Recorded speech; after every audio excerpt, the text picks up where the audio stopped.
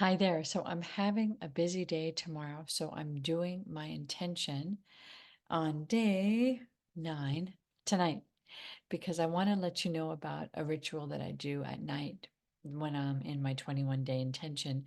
And hopefully it will stick because 3 weeks helps things stick.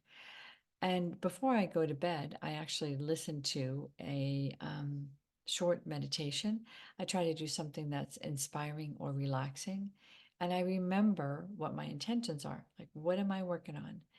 And how can I keep re energizing myself on these thoughts? And how can I keep looking for energy during my days on the things that I'm trying to stay focused on? So, having a really different, relaxing, energizing, deep connecting with myself bedtime ritual is really important to my healing and to my focus throughout the day, the next day. So, maybe take a little bit of time tonight on day 9, on Thursday.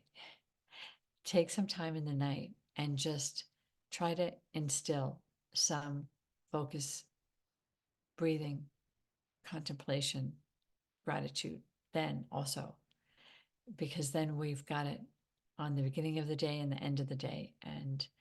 And this is a really good book end on both parts of your day. So stay focused and stay connected to yourself. And happy day 9.